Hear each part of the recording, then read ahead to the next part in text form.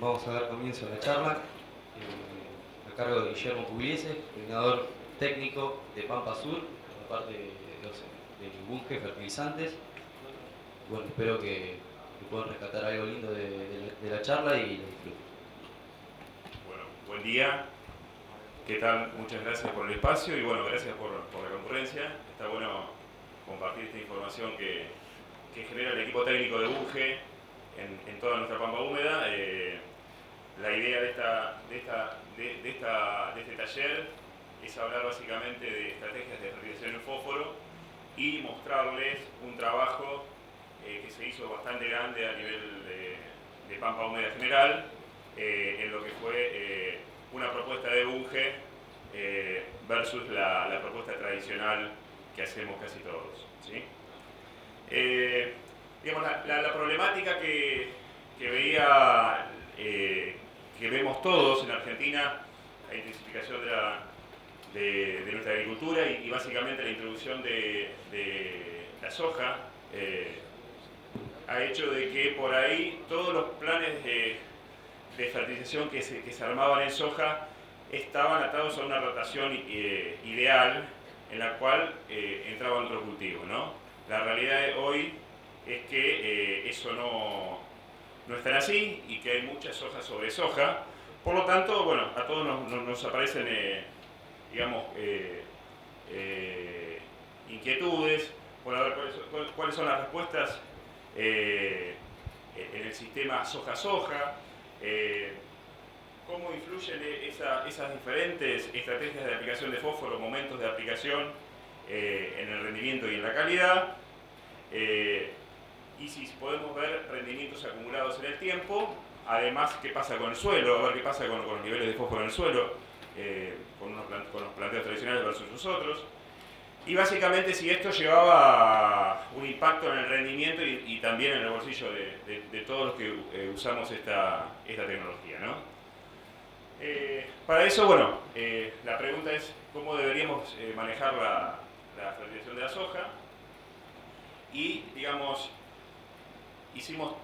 antes de hacer esta propuesta, tomamos como base tres antecedentes, uno bastante viejo, que fue de nuestro querido Ángel Berardo, de INTA Balcarce, donde él, en un mismo ambiente, pero con distinto nivel de fósforo, evaluó distintos cultivares, maíz, trigo, soja y girasol, con niveles que iban desde 7 a 20 partes por millón, y lo que se veía en ese momento es que vos un maíz o una soja que no estaba fertilizada y que tenía 7 partes por millón de fósforo, por ejemplo, daba el 85% del rendimiento versus una que estaba bien provista de fósforo.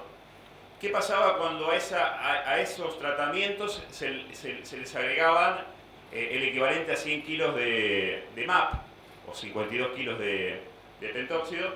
Y lo que se veía es que en el maíz se llegaba al rendimiento que tenía un suelo bien provisto de fósforo, pero que en soja nos quedábamos en el camino. A lo sumo estábamos en el 90% del rendimiento que daba un suelo bien provisto, que estábamos hablando de alrededor de 20 partes por millón en ese momento. Los otros antecedentes son una red del CREA Sur de Santa Fe, que se hizo con el INNI y se hizo con Agroservicios Pampeanos. Fueron 10 o 11 años y en esa rotación había trigo, soja de segunda, había maíz y había soja de primera. Entonces, lo que se evalúa es NS, o sea, nitrógeno y azufre versus NPS, para ver la respuesta a fósforo.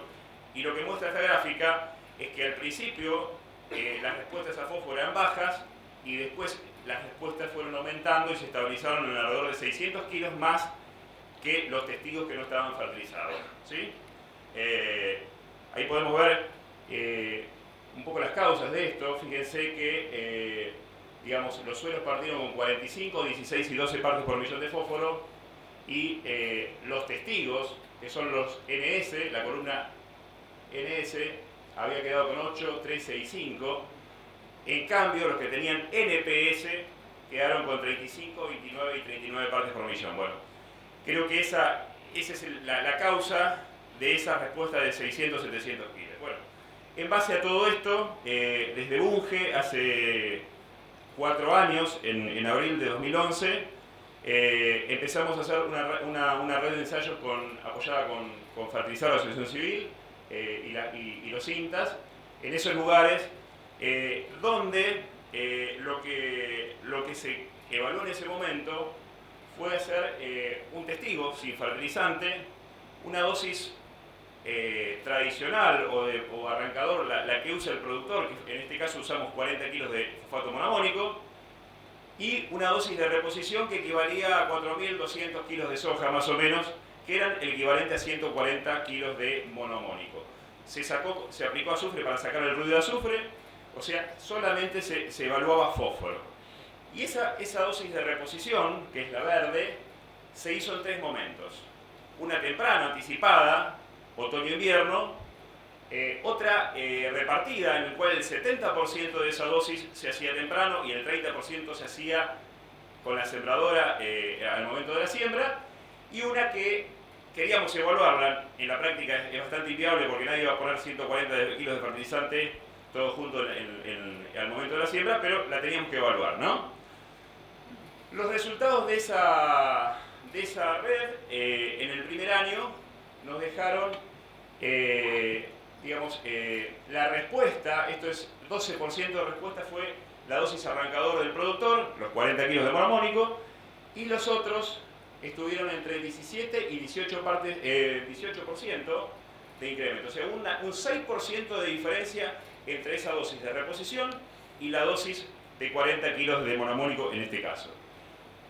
Al segundo año se volvieron a hacer los ensayos en el mismo lugar y en el mismo tratamiento, o sea, cada tratamiento arriba del otro tratamiento, o sea, se fueron adicionando, digamos, los tratamientos. La respuesta del productor en ese caso fue de 9% y ya subió al 22-23% la aplicación de reposición. Cuando miramos la tercera campaña, voy medio rápido para después ir a la parte más importante, el resultado de los 12 sitios, que por ahí debe estar, no sé no, perdón, donde dice, 12 sitios allá arriba, nos está dando 12% de respuesta a la dosis del productor versus entre un 24 o un 28% la dosis de reposición.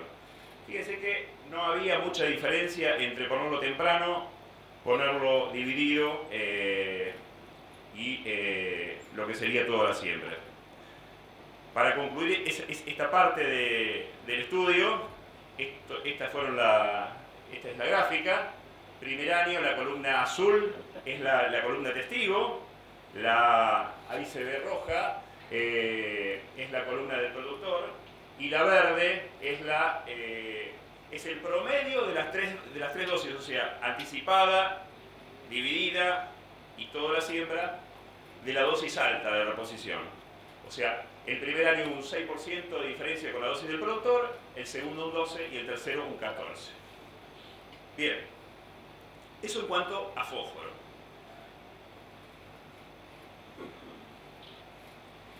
El otro nutriente que es muy importante en soja es el azufre.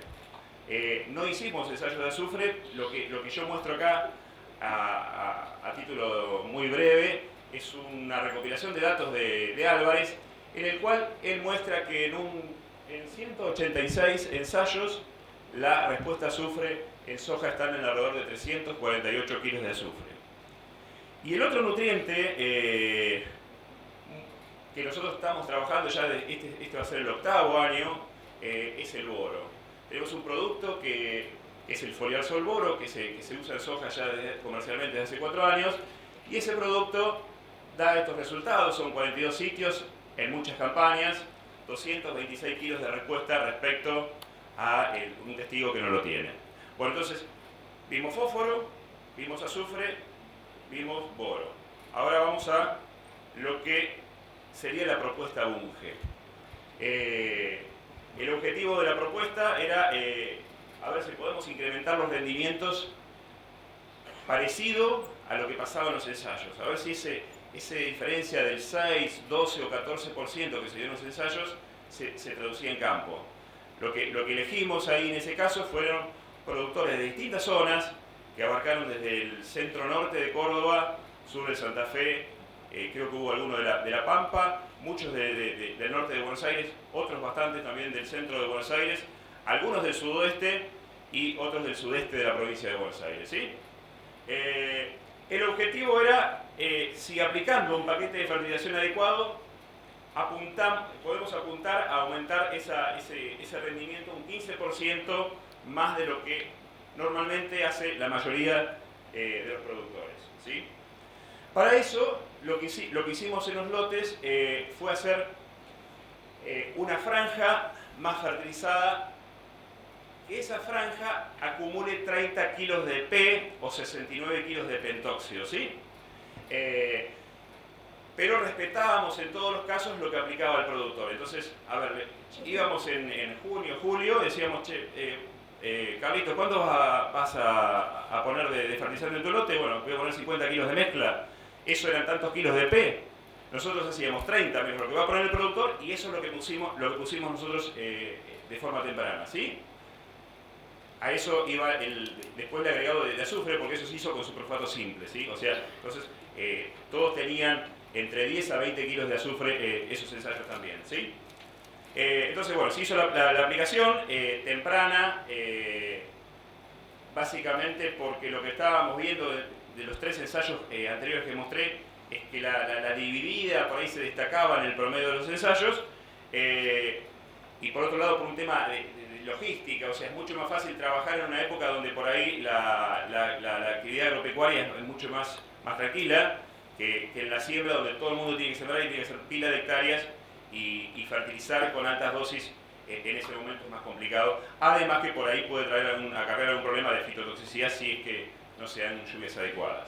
Bueno, se hicieron las aplicaciones y se cosecharon, o sea, se hicieron las aplicaciones tempranas, después se hicieron las aplicaciones de Foliarsol B en el estado R1, R3, se cosecharon, algunas se cosecharon y con el monitor de la máquina se establecieron las diferencias, en otras se hicieron las franjas y se midió franja contra franja, así que, por ejemplo, no sé, en este caso hay un mapa donde, bueno, estaban los tratamientos de Bunge y los testigos, en otros hay otras franjas, y bueno, esos son los ensayos, ¿no? Están desde acá arriba hasta acá abajo, y ahora empezamos a contarles un poco a nivel general primero y después específico para cada sitio qué pasó con los resultados. En el promedio de esos 25 sitios, que van desde el norte de Córdoba, como dije, hasta el sur, sudoeste y sudeste de la provincia de Buenos Aires, la dosis productor anduvo en 3.383 kilos, que la dosis productor estuvo entre 30 kilos de algo a 90 kilos de monoamónico, o sea, cada productor tenía su dosis de fertilizante. Muchos fueron 40 kilos de monoamónico, otros fueron 50, otros fueron 70 kilos de una mezcla 745, o sea, hubo de todo, ¿no? Nosotros siempre equiparamos a 30 kilos de P, como les dije anteriormente, ¿no? Bueno, la diferencia esa fue de 461 kilos a favor de la propuesta de Bunge, que la propuesta de Bunge, además del fósforo, aportaba el Foliarsol Boro en R1, R3. Cuando logramos eso, y lo vamos trabajando por zonas, y ponemos el noreste de La Pampa y centro y sur de Córdoba, esas diferencias fueron del 7%, y ahí entraron varios lotes que tenían bastante fósforo, entonces las respuestas en esos lotes fueron nulas, pero en aquellos lotes donde bajaba de 12 partes por millón empezaba a haber respuesta, y ni hablar en los lotes que había 7 u 8 partes por millón de fósforo. Cuando nos vamos al norte de Buenos Aires y sur de Santa Fe, las respuestas fueron del 14%, pero miren el rendimiento, 561 kilos respecto a lo que ya está haciendo el productor. No es respecto al testigo, porque no se medía testigo acá. Son 561 kilos de la respuesta de rendimiento en soja. Cuando miramos el centro de la provincia de Buenos Aires, eso se fue a 680 kilos, ahí están los sitios, desde 271 kilos a 900 kilos. Esa zona es una zona arenosa que entrega muy rápido el fósforo al cultivo y se queda muy rápido sin fósforo el suelo. O sea, cuando nosotros tenemos un desbalance de fósforo, perdemos muy rápido el fósforo en el suelo y muchos suelos de esta zona están en 5 o 6 partes por millón. Cuando analizamos el sudeste, y en el sudeste agarramos Juárez y Tres Arroyos, no estaba la zona más núcleo sudeste, digamos. Bueno, fueron 2 campos donde se probó Loma y Bajo, esos son los resultados, y eso dio 13% de respuesta respecto a lo que hacía el productor, que lo que hacía el productor en esos casos fueron 70 kilos de una mezcla 740, o sea, estamos hablando que no era una dosis baja la que hacía el productor tampoco. El sudoeste tuvo respuestas importantes en porcentaje, pero bueno, como todos sabemos, ahí la limitante más grande es el agua, y bueno, fueron 276 kilos la respuesta por hectárea. Así que, a ver, ahora resumamos. 7% allá arriba, en esa zona todavía hay suelos con buen nivel de fósforo, 14% en la zona más núcleo, la de más potencial, que eso creo que eran 500 kilos, 560 kilos, 680 kilos por hectárea o 20% de respuesta en la zona centro, 250 kilos de respuesta en rendimiento o 19% en el sudoeste y alrededor de 400 kilos de respuesta y un 13% en el sudeste. ¿Sí? ¿Qué se veía en el campo? O sea, ¿qué es lo que veías vos cuando tenías una franja y al lado pegado a la otra? Una planta en algunos casos un poco más alta, por ahí tenía más ramificada la planta y lo que vos cuando empezabas a contar granos por chaucha, sacabas una planta y te ponías y empezabas a contar un 15 o 20% más de granos. Esto es en Alvear, fíjense que esta estaba más alta que esta, no sé si se nota, pero ahí estaba la línea imaginaria. También una respuesta terrible en esa zona centro de Buenos Aires. Voto en Tres Arroyos, pero que no importa. ¿Cuál es la propuesta de Bunge a modo de resumen? Aplicar una parte del fertilizante con fósforo y azufre temprano. Nos independizamos del momento de la siembra, aprovechamos mejor la logística, podemos conseguir mejores fletes. Después ponemos algo en el momento de la siembra y después en R1 a R3 hasta R4 como máximo podemos aplicar el foliarsol B y lo podemos acompañar con un agroquímico, puede ser un insecticida, puede ser un fungicida o hasta puede ser el mismo glifosato. ¿Sí? A modo de resumen, partimos, como les mostré la tabla, el gráfico de Berardo, partiendo en suelos con bajo nivel de fósforo, una fertilización tradicional nunca logrará el rendimiento de un lote bien provisto de fósforo. Eso tengámoslo como base. A la soja le gusta el fertilizante residual. O sea, si nosotros hoy vamos y ponemos 40 kilos a la siembra, es como que las respuestas son 200 kilos, 250, y por eso que no ponemos. Entonces, bueno, eso ténganlo. Eso no pasa tanto en fina, no pasa tanto en trigo, ni pasa tampoco tanto en maíz. Pero sí pasa en soja y pasa en girasol. Pasa que el girasol ha quedado bastante abajo. La otra, lo que les mostré de esta propuesta de Bunge con fertilizar, que decía que los tratamientos de reposición, o sea, los tratamientos altos con 30 kilos de P, incrementaban los rendimientos respecto a la fertilización tradicional un 6, un 12 o un 14%. ¿Sí? Y después, para terminar, les mostré que la propuesta de Bunge, que incluía fósforo, incluía azufre, incluía boro, tenía un incremento de respuesta a nivel de los 25 sitios de un 14%, que eso representaba 461 kilos de soja. Cuando analizamos el número, estábamos en una rentabilidad de esa fertilización de alrededor del 80% en la mayoría de los casos. ¿Sí? Había casos de 120, había casos de 30, porque no eran todos los casos con respuestas tan altas. Y bueno, y algún caso con respuesta cero, bueno, por supuesto que no hay beneficio económico, ¿no? Yo les hablé, pero acá hay un equipo grande que son Estas personas que están ahí, Luis Acevedo, Matías Sachs, Juan Urrutia, Martín González, Pedro Falhauser, Jorge Bassi, y bueno, quien habla, que son los que andamos todos los días. Bunge hace más de 120 ensayos por año, y bueno, y la forma que nosotros tenemos de llegar a ustedes es con estas cosas, así que agradecidos, y bueno, dejo tiempo para las preguntas. Gracias.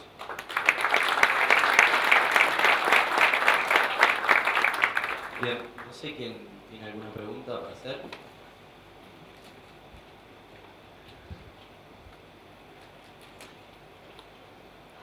¿Tenés hecho análisis económico de ese 14% de incremento? ¿Cuánto gana el productor versus lo que invierte? Sí, a ver, lo que vos vas a tener es una amplitud de resultados, ¿no? El promedio ese me daba alrededor del 78%, que no me acuerdo ahora bien, porque son los números, o sea, lo podés hacer por zona o a nivel general, ¿no? Yo lo hice en mi zona, me daba la zona centro, daba alrededor de $60 de margen bruto, la zona sudoeste me daba menos 10, porque las dosis que había puesto yo de fósforo en alta, el sudeste me daba 15, y ¿la zona núcleo cuánto? 58 me dice la zona centro de norte de Buenos Aires y como el sur de Santa Fe. Y después la tuya, Mati, la zona de Córdoba, había márgenes brutos negativos en los lugares donde no hubo respuesta, que había altos niveles de fósforo, pero nosotros queríamos agarrar todo para ver si realmente los que tenían alto no daban nada, que era lo lógico, digamos. O sea, se hicieron, no es que buscamos solamente el lugar con 6 partes por millón, tratamos de barrer. Y este es un trabajo que se hace gracias a muchos de ustedes que nos abren la puerta de los campos, así que está bueno, y está bueno que digamos que esta información después se pueda usar, ¿sí? No sé si te respondí, pero creo que más o menos. El promedio creo que era el 78%, no me acuerdo el número, el margen bruto, pero era el 78% de rentabilidad a lo que se gastó. Sí, otra pregunta.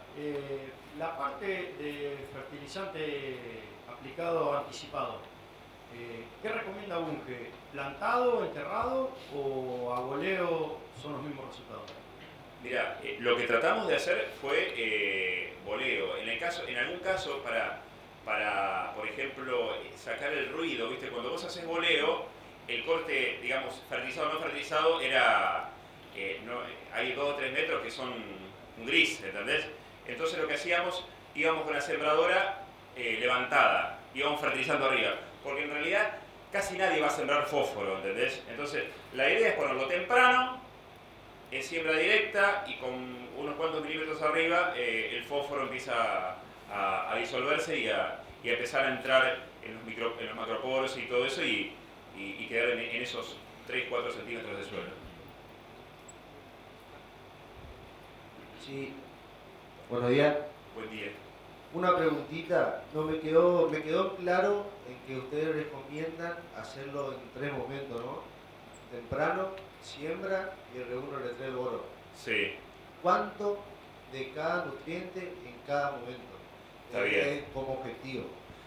Yo te cuento, te cuento cómo se hizo, te dije, eran 30 kilos de P menos lo que tenía el productor, eso es lo que se hizo. Se hizo. Entonces, a ver, si vos como productor tiraste 10 kilos de P, con el fertilizante que comúnmente usás, nosotros tiramos 20 kilos de P anticipado. 20 kilos de P por 5 te da triple, por ejemplo, para sacar una cuenta. O sea, estamos hablando de 100 kilos de triple y después tu fertilización de esos 10 kilos de P. El boro, porque el boro se necesita en lo que es la fecundación de la vaina, o sea, de las flores, se aplica en R1 a R3 porque no es móvil dentro de la planta, entonces se necesita aplicar en ese momento, que es el momento más crítico, que generalmente coincide con momentos donde por ahí hay pequeños periodos secos en el cultivo de soja. El boro entra por difusión, por flujo masal, por el agua. Si se te secan los primeros centímetros del suelo, que es donde está la materia orgánica, supuestamente va a haber más deficiencia de boro, ¿entendés? Y el boro no se trasloca de las hojas viejas a las hojas jóvenes, o sea, sí o sí tiene que seguir entrando de algún lado. Si no entra por el suelo, tenés que aplicarlo. Y lo que hace el boro es elongar el tubo polínico y ayuda a la fecundación, ¿sí? Sí.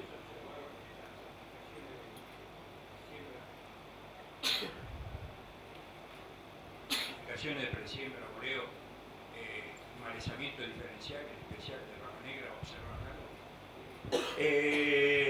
No, a ver, se hicieron en condiciones de productor. Vos tu miedo es fertilizar la rama negra o la maleza. Puede ser que crezcan más las malezas si uno fertiliza más temprano. En estos casos, digamos, tratamos de sacar esos ruidos. O sea, los productores donde se hizo esto trataron de hacer bien las cosas en cuanto al manejo de malezas, ¿sí?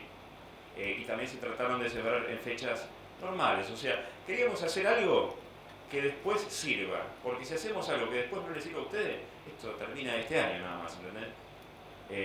Así que puede ser que en algún caso, los de mi zona yo les hinché bastante de que hagan, que me mantengan limpios los lotes, pero puede haber habido algún caso que las malezas se puedan haber escapado un poquito más, porque si le estás dando más nutrientes pueden crecer más. Sí, en la red de ustedes, Sí. en la red de ustedes incluyeron claro, además del fósforo y el boro. En la de Bunge fertilizar, Sí. es así, en esa se pusieron 20 kilos de azufre, ¿no, Juan? O sea, Se sacó el ruido del azufre. Era 30 kilos de fósforo y Era 30 menos. la dosis de reposición eran 30 kilos de P, que son 69 de pentóxido, como Sí. quieras Sí. leerlo. Y de azufre. Y de azufre eran 20 kilos de azufre. Ahí se sacó el ruido del azufre. ¿Sí? ¿Y eso es un año de ensayos o más? No, 3 años. 3 años. El primer año dio 6% de diferencia entre la dosis productor y la dosis... a ver si lo paso rápido y lo vemos. No, está hablando. Mirá, acá, este cuadro, la roja versus la verde, ¿no? La roja es productor, la verde es dosis de reposición. Primer año, 6% de diferencia entre una y otra. El segundo año, 12% y el tercer año, 14%. ¿Sí? O sea, el ensayo se hacía arriba de ese mismo ensayo que se hizo el año anterior. O sea, que el testigo por ahí estaba un poquito más desprovisto de fósforo y el fertilizado estaba mejor de fósforo, ¿sí? Pero en la red final que vos presentaste. Ahí no, ¿qué hicimos? Vos ponías el fertilizante que ponías. Podía ser monoamónico, podía ser super simple, podía ser una mezcla de monoamónico y super simple, otro producto de la competencia, y nosotros agregábamos el P con nuestro super simple. Entonces había así distintas dosis de super simple, porque por ahí teníamos que aplicar 100 kilos de super simple y a veces teníamos que aplicar 250 kilos de super simple. Y el boro, pero ahí no aplicabas azufre. Con el boro no. Fósforo tampoco. Sí, con el super simple, perdón. El superfosfato simple tiene 0 de fósforo, 0 de nitrógeno, 19 de fósforo y 12 de azufre. Y claro, ahí... Por eso, esa era la red que yo te preguntaba. ¿Esa fue en un año o en 3 también? No, el desafío Bunge, un solo año. Un solo año. Y a pesar de eso, tuviste porcentaje. Sí, de 14, bastante alto. sí, de 13 a 14%. Faltaría el efecto residual ahí. Claro, bueno, este año se van a volver a hacer y yo en muchos de esos casos dejé las estacas, o sea, o están georreferenciadas y vamos a ver qué pasa en el cultivo que viene. Que en algún caso va a ser soja de nuevo, en otro puede ser otra cosa, puede ser maíz o puede ser otro cultivo.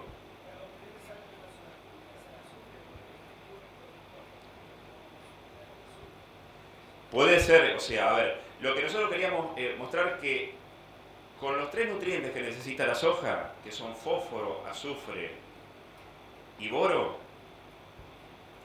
podíamos superar a la fertilización tradicional que hace la mayoría de la gente. El objetivo que se había puesto era un 15%, dio 13 me parece, o sea, anduvo cerca. En un año donde hubo de todo y metimos desde el sudoeste a zonas donde sabíamos que se iba a castigar esto porque había niveles de fósforo altos en algunos casos y eso nos castiga el promedio, ¿no? Pero hubo también datos de 600, de 800 y hasta de 900 kilos, que es algo, o sea, vos a la vista no lo veías. Veías un poquito más alto el cultivo, pero cuando entrabas con la máquina, miércoles. Lo que pasa es que estaban los granos, había más granos más chauchas en algún caso y más granos por chaucha. Acá. Acá hay otra pregunta después.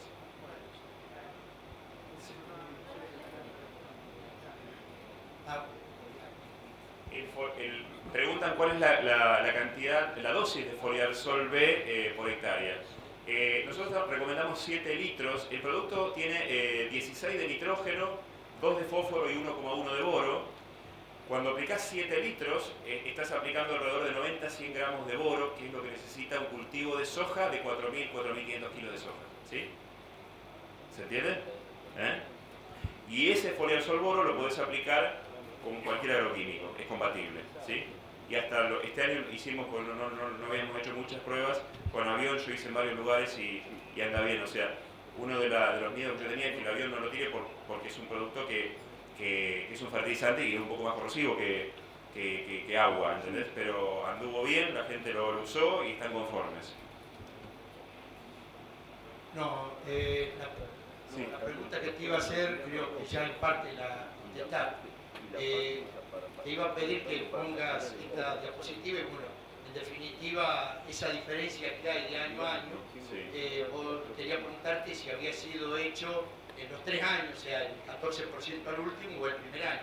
Vos ya la contestaste que era el primer año, o sea, vos en el primer año respecto a esto tuviste el 14%. Claro, lo que pasa es que yo metí también el foliar Sol B y metí el azufre en la propuesta de Bunge. Claro, pero vos dijiste que se fertilizó con azufre también Sí. para que no haga ruido el azufre, pero no se equiparó con el azufre del productor. Claro, no, a ver. Solamente la propiedad. En la que sacamos el ruido de todos los otros nutrientes fue en este ensayo de 3 años, ¿sí? Este se sigue haciendo ahora, se va a seguir haciendo. En ese se saca el ruido del azufre, o sea, acá se mide fósforo, ¿sí? En el nuestro metimos los 3 nutrientes. Lo que me podés criticar al nuestro es esto, es que un productor usó 40 kilos de monomónico, por lo tanto nosotros tuvimos que tirar X dosis de super simple, y otro usó 100 kilos de una mezcla y nosotros tuvimos que tirar menos, ¿sí?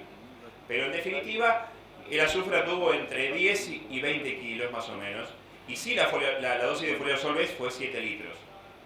Y el fósforo en todos los casos 30 kilos de P o 69 kilos de pentóxido, ¿sí? Había por ahí. Bueno, dame un rato que yo ahora me fijo que no.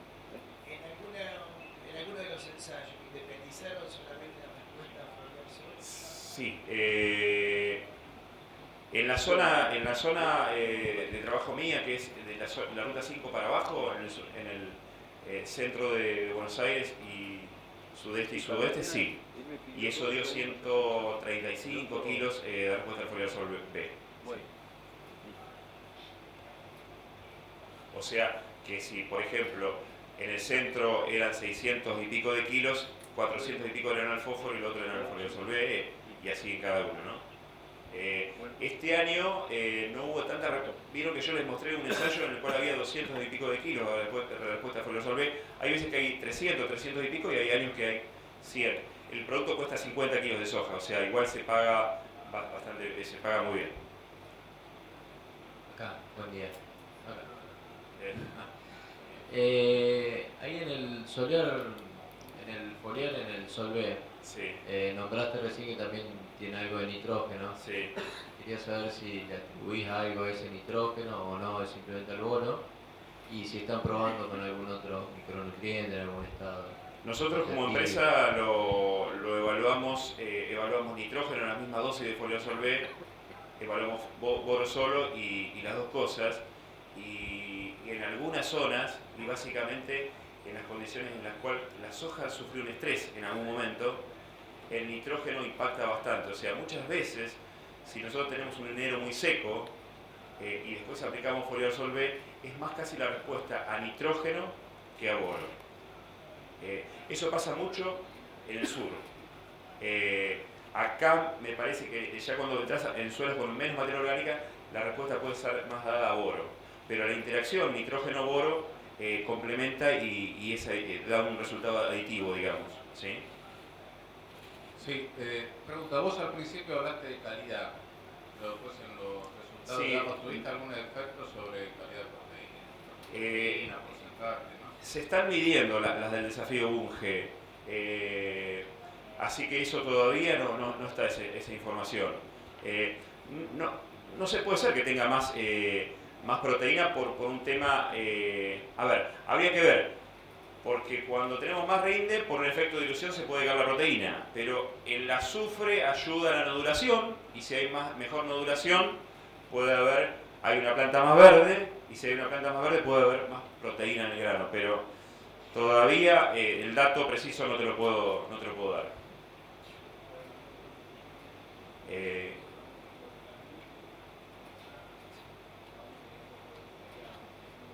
Sí. Acá Juan me aporta de que cuando se hicieron los análisis de fósforo, no hubo consumo de lujo por poner dosis altas de fósforo. Porque muchas veces está eso. Cuando tenemos que hacer trigo de proteína, una vez que pasamos de 10 y pico para adelante es consumo de lujo. O sea, tenemos que poner muchos más kilos de nitrógeno para sacar un recuerdo. Una de las cosas que nos planteaban cuando hicimos esta propuesta, pero no van a tener un derroche de fósforo, va a haber un consumo de lujo. Bueno, eso no apareció. O sea, los datos de fósforo daban bastante parecidos a la fertilización tradicional. Bueno, Guillermo, ya estamos en tiempo, los invito a que vayan al hall. Bueno, muchas gracias.